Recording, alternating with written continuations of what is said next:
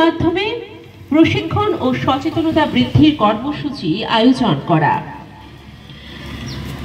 সহকার সেই সমৃদ্ধির লক্ষ্যমাত্রা অর্জনের সমবায় ক্ষেত্রে পরিকল্পিত উন্নয়নের জন্য নতুন জাতীয় সমবায় ডাটাবেস চালু করা হয়েছে। সমবায় সমিতিগুলোকে জ্যাম পোর্টালে ক্রেতা হিসেবে অন্তর্ভুক্ত করা।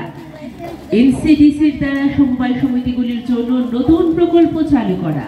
রাজ্যগুলোর সমবায় সমিতির রেজিস্ট্রার অফিসের কম্পিউটারাইজেশনের প্রকল্প গ্রহণ, এছাড়াও অনেক কিছু। সমবায়ের সশক্তিকরণে উদ্দেশ্যসমূহ রূপায়ণে সমবায় দপ্তরের উল্লেখযোগ্য ভূমিকা রয়েছে।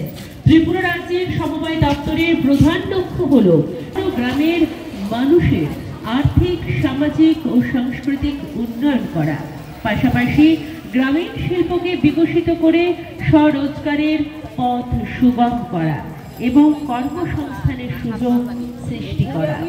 এছাড়া গ্রামীণ এলাকায় কৃষিকাজ, মৎস্য, দুগ্ধ উৎপাদনের সঙ্গে যুক্ত জনগণের আয় উপার্জন বৃদ্ধিতে সহায়তা করা ত্রিপুরা রাজ্যের সমবায় দপ্তরের অন্যতম লক্ষ্য।